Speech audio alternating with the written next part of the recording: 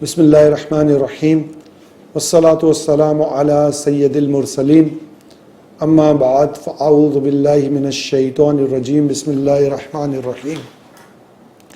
مشہور بزرگ حضرت سلیمان جزولی رحمۃ اللہ تعالی علیہ ایک بار کہیں سفر پہ نکلے، راستے میں پیاس کی شدت ہوئی تو ایک کنویں پہ پہنچے۔ جب کنویں پہ پہنچے تو ڈھول کو موجود نہ پایا۔ جب آپ نے ادھر ادھر دیکھا تو ڈھول موجود نہ تھا اور آپ کو پیاس کی شدت لگی ہوئی تھی۔ یہ سارا منظر ایک بچی دیکھ رہی تھی۔ وہ بچی قریب آئی اور انہوں نے ان سے پوچھا کیا معاملہ ہے۔ انہوں نے کہا کہ میں ڈھول ڈھونڈ رہا ہوں اور ڈھول نہیں مل رہا، مجھے پانی کیسے نکالوں سمندر کنویں سے باہر، مجھے پانی پینا ہے۔ بچی نے جب یہ معاملہ دیکھا تو کنویں کے اندر تھوک دیا۔ جیسے ہی کنویں کے اندر تھوکا تو پانی کنویں کی تہ سے اٹھ کے اوپر آیا اور کنویں کے سطح سے اتنا اوپر آیا کہ باہر گرنے لگا۔ حضرت سلیمان جزولی رحمۃ اللہ تعالی علیہ نے پانی پیا اور پانی پینے کے بعد بچی کو قسم دے کے پوچھا، بتاؤ تم نے یہ کرامت حاصل کیسے کی؟ تو بچی نے پوچھا آپ کون ہیں، پہلے آپ بتائیں آپ کون ہیں؟ تو انہوں نے کہا میں سلیمان جزولی سلیمان ہوں۔ تو آپ نے کہا آپ کے چرچے اتنے ہیں اور آپ پانی نہیں نکال پائے۔ میں نے یہ جو سیکھا یا جو مجھے یہ اللہ کا فضل حاصل ہوا وہ درود شریف کی برکت سے ہوا، اور میں نے درود شریف پڑھ کے پانی میں تھوکا تو اللہ نے یہ کرم کیا۔ اس دن کے بعد سے سلیمان جزولی رحمۃ اللہ تعالی علیہ کا معمول یہ رہا کہ آپ بے پناہ درود پاک پڑھا کرتے تھے، بے پناہ۔ اور آپ نے درود پاک کے مجموعے پر ایک کتاب لکھی جس کا نام ہے دلائل الخیرات۔ بہت مجرب وظائف ہیں اس کے اندر اور یہ کتاب پڑھنے سے تعلق رکھتی ہے، آپ بھی پڑھیے گا۔ اور سلیمان جزولی رحمۃ اللہ تعالی علیہ کا جب انتقال ہوا اور 60 سال بعد ان کا جنازہ کہیں کسی وجہ سے کہیں شفٹ کرنا تھا، تو جب ان کی قبر کھودی گئی تو یہ بالکل اس طرح ان کے جسم مبارک تھا جیسے آج ہی انہیں دفنایا ہو۔ اللہ کی ان پہ رحمت ہو اور ان کے صدقے ہماری مغفرت ہو۔ ناظرین، آج ہمارا ٹاپک ہے رمضان اور نماز۔ جی ہاں، نماز مسلمانوں پہ فرض کی گئی، مسلمانوں کا پہلا فرض نماز مومن کی معراج ہے، نماز دین کا ستون ہے، نماز اندھیری قبر کا چراغ ہے، نماز جنت کی کنجی ہے، نماز پل صراط کے لیے روشنی ہے۔ مسلمان اور کافر کے درمیان فرق نماز ہے۔ رمضان المبارک کی بابرکت گھڑیوں میں تو ہم دیکھ رہے ہیں مساجد بھری ہوئی ہیں اور لوگ باقاعدہ نماز کی طرف آ رہے ہیں، لیکن غیر رمضان میں اور رمضان المبارک میں بھی عشاء اور فجر کی نماز میں مسلمانوں کی وہ تعداد نہیں ہوتی جو کہ ہونی چاہیے۔ یاد رکھیے نبی پر کریم صلی اللہ تعالی علیہ وسلم کا فرمان ہے کہ منافقوں کے اوپر عشاء اور فجر کی نماز بھاری ہے۔ اور یہ بھی یاد رکھیے کہ اس کی فضیلت کتنی بڑی ہے کہ جو شخص عشاء کی نماز باجماعت پڑھے اسے آدھی رات کا ثواب، اور جو فجر کی نماز باجماعت پڑھے اسے آدھی رات کا ثواب۔ دونوں نمازیں جو باجماعت پڑھے اسے پوری رات عبادت کا ثواب ملتا ہے۔ نماز سے دوستی کیجیے۔ آپ دیکھیے کہ جو لوگ نماز پڑھتے ہیں ان کو اس قدر نماز کی عادت ہوتی ہے کہ جب وہ نماز کو شروع کر دیتے ہیں تو پھر یہ نہیں کہا جاتا کہ وہ نماز چھوڑتے نہیں ہیں، بلکہ پھر نماز انہیں نہیں چھوڑتی، اور جب انہیں نماز دنیا میں نہیں چھوڑتی تو آخرت میں بھی انہیں نماز نہیں چھوڑے گی۔ تو نماز میں آپ کو رمضان المبارک میں اس کی پریکٹس ہو رہی ہوگی، آپ کو عادت بن جائے گی رمضان المبارک میں، تو غیر رمضان میں بھی اس کی عادت بنائیے۔ اور یاد رکھیے کہ عشاء اور فجر کی نماز پابندی سے ادا کیجیے، یہ فضائل کے اعتبار سے بھی زیادہ ہیں اور اس کا پڑھنے والا دیگر نمازیں بھی بآسانی سے پڑھ لیتا ہے۔ آج ناظرین ہم آپ کو بتائیں گے نفل نماز کے متعلق، صلاۃ التسبیح کی نماز کیا ہے، تہجد کی نماز کیا ہے، اور اوابین کی نماز اور اشراق و چاش کی نماز کیا ہے۔ لیکن ان نمازوں کے بتانے سے پہلے میں آپ کو ایک بات بتانا چاہتا ہوں کہ جن لوگوں کے اوپر اپنی قضا نمازیں ہیں اور وہ فرض اور نفل نماز ادا کرنا چاہتے ہیں تو پہلے اپنی جو قضا نمازیں ان سے ہو گئی ہیں ان کو ادا کریں، کیونکہ وہ ادا کرنا لازمی ہے۔ جب تک کہ وہ ادا نہیں ہوں گی تو وہ گناہ میں شامل ہوں گی۔ تو بہتر یہ ہے کہ نفل کی جگہ اپنی قضا نمازیں ادا کریں، اور ان کی ادائیگی کا طریقہ بھی بہت آسان ہے۔ جب بھی آپ ایک نماز پڑھ رہے ہیں، مثال کے طور پر آپ ظہر کی نماز پڑھ رہے ہیں، تو جب آپ ظہر کی نماز پڑھیں تو قضا کے اندر صرف فرض کی قضا ہوتی ہے، تو وہ آپ آخر میں 4 رکعت وہ بھی ادا کر لیں۔ اسی طرح عصر کی نماز سے پہلے آپ اپنی قضا نماز دہرا لیں۔ مغرب کی نماز نفل اوابین پڑھنے کے بجائے آپ اپنی قضا نماز پڑھ لیں۔ عشاء میں بھی یہی معمول رکھیں، اور تہجد میں فجر کے وقت اپنی تہجد کے بجائے قضا نمازیں ادا کریں، کیونکہ قضا نمازیں ادا کرنا یہ آپ کے اوپر لازم ہے۔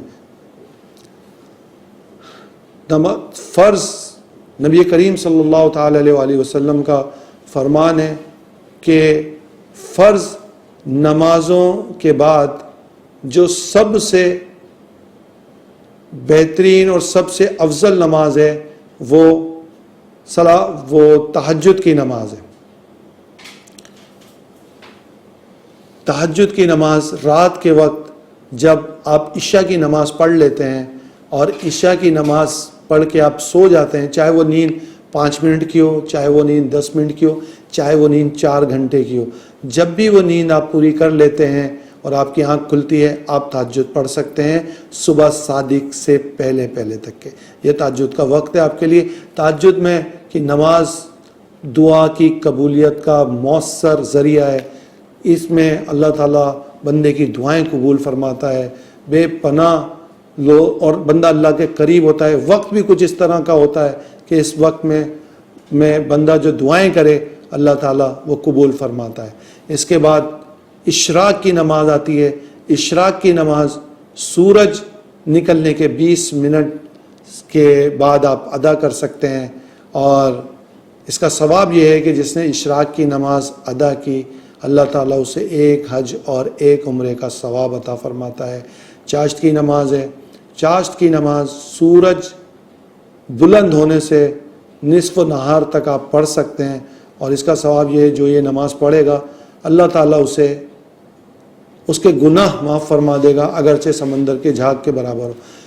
آپ اشراق کی نماز پڑھ رہے ہیں، چاہے چاشت کی نماز پڑھ رہے ہیں، چاہے تہجد کی نماز پڑھ رہے ہیں، ان کی کم از کم تعداد 2 ہے۔ اشراق کی نماز کی ایک فضیلت یہ ہے کہ جب بندہ فجر کی نماز پڑھے اور فجر کی نماز پڑھ کے اللہ تعالیٰ کا ذکر کرتا رہے، درود شریف پڑھتا رہے نبی پاک صلی اللہ تعالی علیہ وسلم پر، اور درود و اذکار کرتا رہے یہاں تک کہ سورج نکل جائے، اور پھر یہ 2 رکعت نماز پڑھے، تو اللہ تعالیٰ اس کی روزی میں، اس کی عمر میں برکت عطا فرمائے گا۔ اس کے بعد اوابین کی نماز آتی ہے۔ اوابین کی نماز مغرب کی فرض اور سنت کے بعد 6 رکعت نماز اوابین کے ہوتے ہیں، اور یہ بزرگوں کا معمول رہا ہے کہ انہوں نے اوابین کی نماز پڑھی ہے۔ پھر صلاۃ التسبیح کی نماز ہے۔ ناظرین، صلاۃ التسبیح کی نماز حضرت پیارے آقا صلی اللہ تعالی علیہ وسلم نے اپنے پیارے چچا حضرت عباس رضی اللہ تعالی عنہ کو فرمایا کہ یہ نماز صلاۃ التسبیح کی اگر ہو سکے تو روز پڑھیں، اگر ممکن ہو سکے تو ہفتے میں 1 بار، نہیں تو سال میں 1 بار، کم از کم زندگی میں 1 بار اس نماز کو پڑھیں۔ ہمارے یہاں رمضان المبارک میں یا لیلۃ القدر میں یہ نمازیں پڑھی جاتی ہیں، آپ سے ممکن ہو سکے تو ہفتے میں 1 بار پڑھیں۔ اپنی حاجات اور اپنی ضروریات اور اپنی مشکلات کو اپنے رب کے آگے رکھیے، اور اپنے رب سے دعا کیجیے، نماز سے مدد مانگیے، نماز سے مدد چاہیے۔ اللہ تعالیٰ قرآن کریم میں ارشاد فرماتا ہے، بسم اللہ الرحمن الرحیم، یا ایھا الذین آمنوا استعینوا بالصبر والصلاۃ، یعنی اے ایمان والو نماز اور صبر سے مدد چاہو۔ تو نماز سے مدد حاصل ہوتی ہے، اور یہ طریقہ ہمارے پیارے آقا صلی اللہ تعالی علیہ وسلم نے ہمیں عطا فرمایا ہے۔ غزوہ بدر میں آپ سامنے جب آپ کے سامنے کثیر لشکر تھا تو آپ اللہ کی بارگاہ میں سر بسجود ہو گئے، اللہ تعالیٰ سے دعا مانگی، یا اللہ تو میری مدد فرما۔ غزوہ خندق میں آپ نے اللہ کے سامنے جھک کے نماز پڑھ کے اللہ سے دعا مانگی۔ ہمارا بھی یہ طریقہ ہونا چاہیے، ہمارا بھی یہ معمول ہونا چاہیے۔ جب ہمیں کوئی پریشانی آتی ہے، ہمیں کوئی تکلیف آتی ہے، ہم لوگوں سے کہتے ہیں دعا کریں، میرے لیے دعا کروا دیں، میرے لیے آپ دعا کر دیں۔ آپ کا رب ہے، آپ مصیبت میں ہیں، جب بندہ مصیبت میں ہوتا ہے اللہ اس کی دعائیں قبول کرتا ہے۔ آپ خود دعا مانگیں، خود اپنے رب کے آگے گڑ گڑائیں اور کہیں یا اللہ میری اس تکلیف کو دور فرما، اے میرے رب تو ہی تکلیف دور کرنے والا ہے، تو ہی میرا رب ہے، تو ہی مجھے مصیبت سے نکالنے والا ہے۔ آپ اس کے آگے گڑ گڑائیں، اس سے مانگیں، آپ نماز کو اپنی عادت بنائیں۔ نماز قبر میں جب آپ جائیں گے، جب بروز محشر آپ کا پہلا سوال ہی نماز کے بارے میں ہوگا کہ نماز جس بندے کی نماز کہ جو پہلے سوال میں کلیئر ہوگا انشاءاللہ آگے بھی کلیئر ہوگا۔ نماز آپ کو جہنم سے بچاتی ہے، نماز آپ کو خرافات سے بچاتی ہے۔ اللہ تعالیٰ قرآن کریم میں ارشاد فرماتا ہے بے شک نماز بری باتوں اور بے حیائی سے بچاتی ہے۔ نماز کو اپنا معمول بنائیے۔ نماز آپ کو ہر برائی سے بچاتی ہے، نہ صرف دنیا میں بلکہ آخرت میں بھی یہ نماز آپ کو ہر طرح کی عذابات اور ہر طرح کی مصیبتوں سے بچائے گی۔ اللہ تعالیٰ ہمیں 5 وقتہ نماز پڑھنے کی توفیق عطا فرمائے۔ ناظرین، ہم اپنے پروگرام کے اندر ہمیشہ ایک طریقہ بھی لیتے ہیں نبی کریم صلی اللہ تعالیٰ علیہ وسلم کے انداز زندگی سے اور ان کی سنت یا ان کا طریقہ۔ آج ہم نے نبی کریم صلی اللہ تعالیٰ علیہ وسلم کا وہ طریقہ لیا ہے جو ہم سب کے لیے راحت کا سبب ہے۔ جی ہاں، نبی کریم صلی اللہ تعالیٰ علیہ وسلم کی یہ عادت کریمہ تھی، آپ کا یہ انداز تھا کہ جب آپ کھانا کھاتے تھے تو آپ اپنے جوتے مبارک کو اتار دیا کرتے تھے، اور آپ فرماتے ہیں کہ یہ پیروں کے لیے راحت ہے۔ اسی طرح جب آپ سفر مبارک پہ ہوتے تھے تو آپ اپنے پیروں سے جوتے یا چپل نکال لیا کرتے تھے۔ ہمارے لیے بھی یہ بہت آسان ہے، ہم بھی سفر کرتے ہیں، کھانا کھاتے ہیں، تو جب بھی آپ کھانا کھائیں، سفر پہ ہوں تو پیروں سے جوتے نکال دیں۔ اس میں آپ کو ثواب بھی ملے گا، آپ کے پیروں کو راحت بھی ملے گی۔ ہر انداز میں نبی کریم صلی اللہ تعالی علیہ وسلم کے ہر انداز میں خیر، فائدہ، بھلائی ہی بھلائی ہے۔ آئیے ہم آپ کو اب ایک روحانی وظیفہ بتاتے ہیں، اور وہ وظیفہ کیا ہے؟ جی ہاں، وہ وظیفہ یہ ہے کہ بخار اگر کسی کو ہو جائے اور بخار نہ اتر رہا ہو تو 40 مرتبہ سورہ فاتحہ پڑھ کے پانی پہ دم کر لیجئے، اور پھر اس کے چھینٹے جو ہے نا مریض کو ماریے، انشاءاللہ بخار اتر جائے گا۔ اس کے ساتھ ساتھ اپنے معالج کو بھی دکھائیے۔ اللہ تعالیٰ ہمیں نمازوں کی بھی توفیق عطا فرمائے، نہ صرف خود پڑھیں نماز ناظرین، بلکہ اپنے گھر والوں کو بھی اس کی تلقین کریں۔ روایات میں آتا ہے کہ جب بچے 10 سال کے ہو جائیں تو انہیں نماز کا حکم دو، اگر نہیں پڑھیں تو مار کے پڑھاؤ۔ تو ہمیں اپنے بچوں کو بھی حکم دینا ہے، بلکہ قرآن کریم میں یہ ارشاد آیا کہ اے ایمان والوں، اپنے گھر والوں کو اس آگ سے بچاؤ جس کا ایندھن انسان اور پتھر ہے، اس آگ سے بچاؤ۔ تو ہمیں اپنے گھر والوں کو بھی نماز کا کہنا ہے، اپنے دوستوں کو بھی کہنا ہے، اور ہم نے کہتے رہنا ہے۔ عموماً ایسا ہوتا ہے کہ ہم کہتے ہیں تو وہ سنتے نہیں ہیں لوگ۔ آپ کا کام کہنا ہے، دل میں اتارنا کام میرے رب کا ہے۔ اللہ عمل کی توفیق عطا فرمائے، آمین، بجاہ النبی الامین صلی اللہ تعالی علیہ وسلم۔